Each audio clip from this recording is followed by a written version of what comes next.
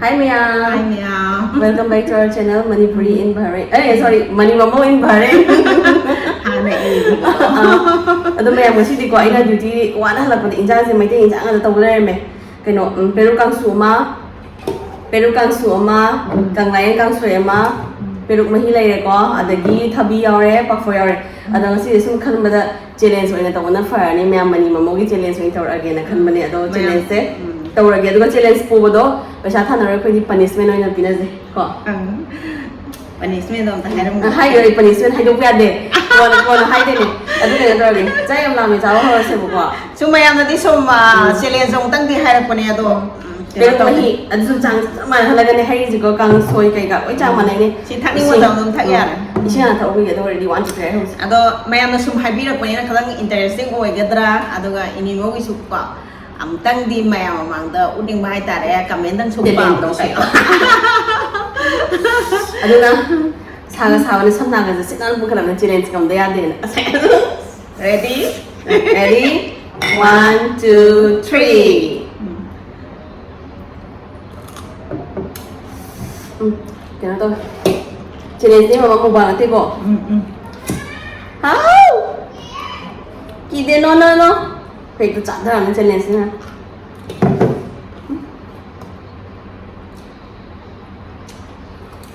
Học đi hỏi.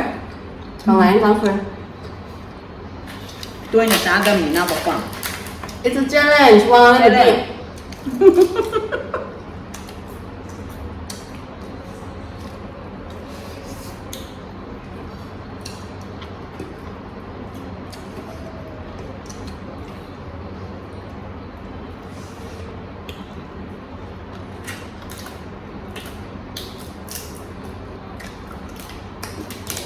Actually, it's really how good. Ciao, Boba. Sweet, nana ngam nabi. Am tali man nabi. Very good.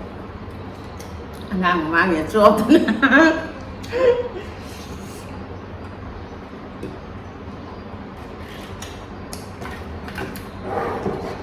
Cái challenge này chạy chân lagi.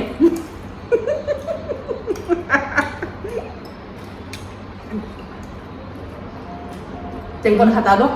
Tengok deh Mia. Mem tengok tu kan nak try kau tu. Mana hendak lagi? Nak mana tapi? Kita cari Ini karena nongol kan dia. Nak tapi lemon tapi sorry. Nak ni mana tak ni macam. Challenge ni ngam.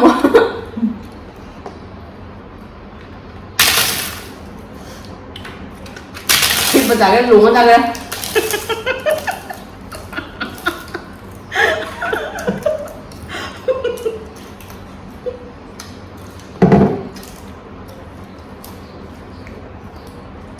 My aim and objective challenge ngamba.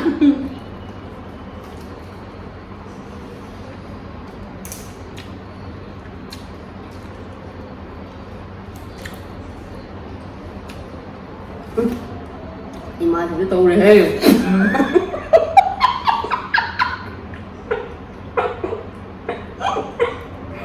Plus thì tôi đây nè. Nhưng mà đó. Ai nói lại không?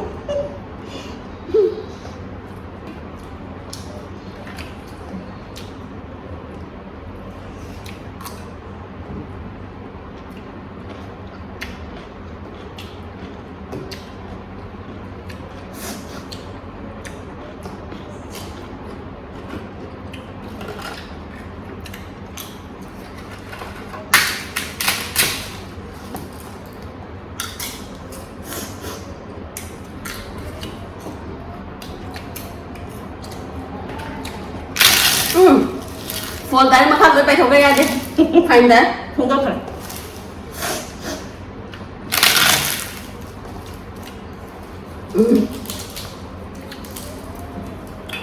Hành dạng. Đang nói là cái con nào. Chuyện lên sao bác? Wah, ini nak kena betul.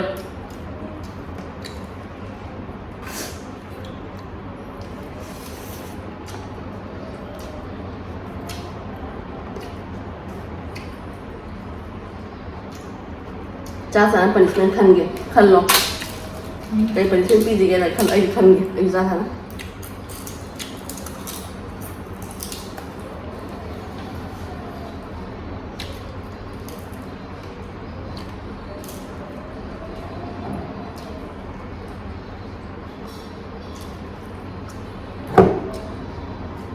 Energy khá hạp kìa. Ví dụ mình 신기해 먼저 배우면 이제 레몬 주고 진짜 Tặng nhà mẹ ấy sợ. 아 thì bên nó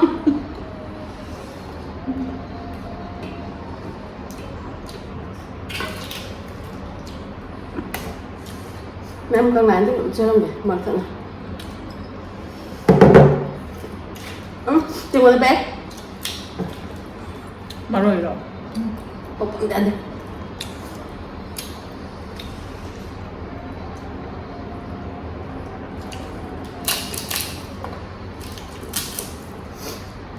Thân em thì chạy chẳng cũng lấy cái máy tiền. ăn gì ạ 나는 그 멤버를 잡으면 원탄이 부드러운 거 실제 재미있다고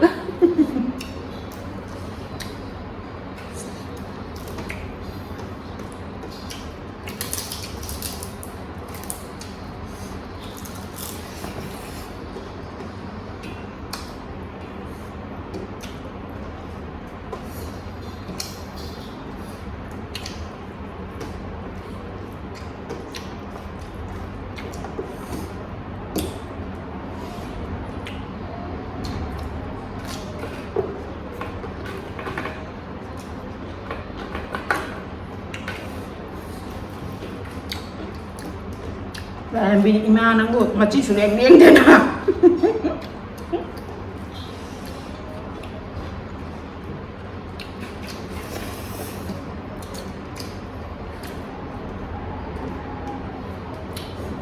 Tao này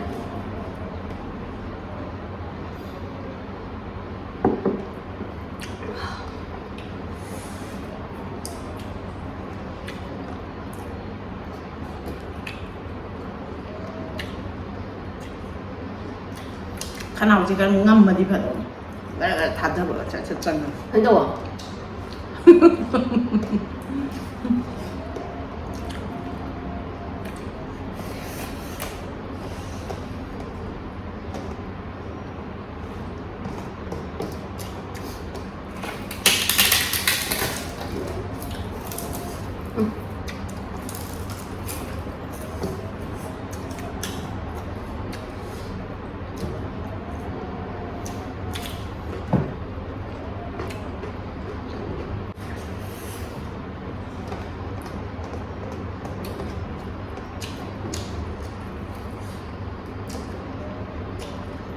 Nam ka nang maduman ke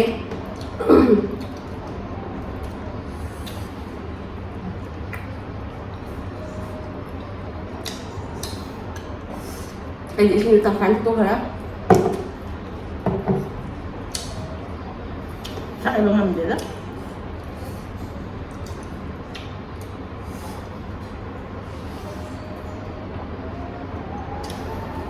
Isin di dia bayar apa?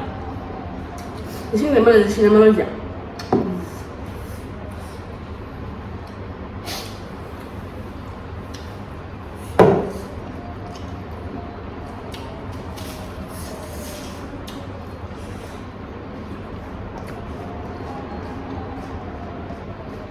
Upaya itu mantap.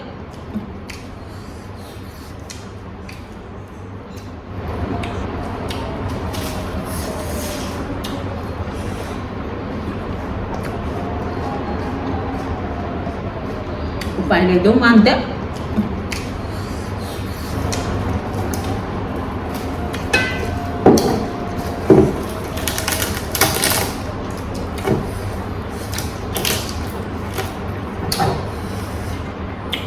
mấy không thế này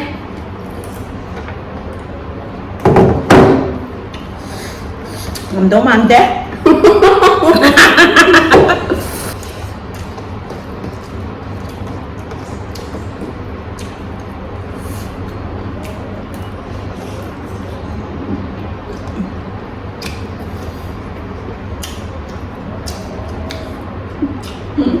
你看懂？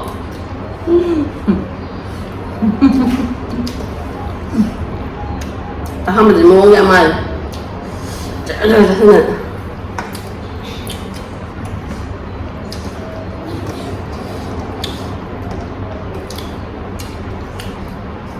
Yaman như Yaman nó tham mồi đi nó trọi vô tham mồi ở đây rồi vô nó cái sai bạn quay được chưa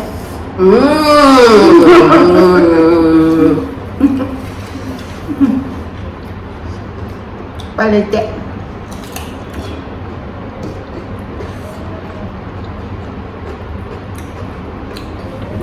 mày đùa thật chân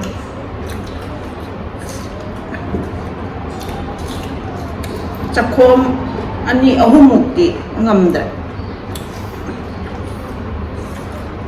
Lemon dira. Lemon dira.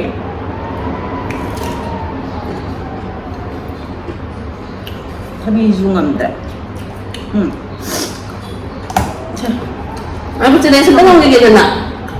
Ngam malan tro nang da. Aku ngamda. Ay si thabo se matung nong tong rồi ko mẹ ăn mà mang được đúng hai biết bà đó anh nó ngồi đó đúng dây thua cái đấy bà đúng mà chỉ đi mẹ ăn đi request đó tao giờ là bên này mà tung để đi ai xíu mà thabo sẽ em muốn làm cho rồi ko bây giờ cái hành là bên này cho em xin lỗi nha đó ham mình đi mua em mà làm gì vậy hàng đấy đi làm một cái gì chặt khom đó quả ngầm cái tôi khơi luôn bà hay tay quả giặt đấy Kami para sa mình đi ngầm gì bảo khơi tụi ra cái đó rồi khơi tận tận không là ham đó phải 5 người chắc không chụp được cái này xin mời ngầm rồi cái em chỉ đến mà sẽ khắc là cao bồi nữa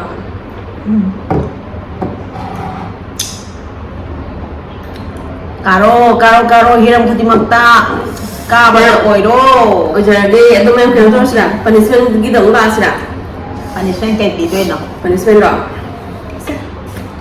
kai bi ra cái no siêu bồi sẽ tự sợ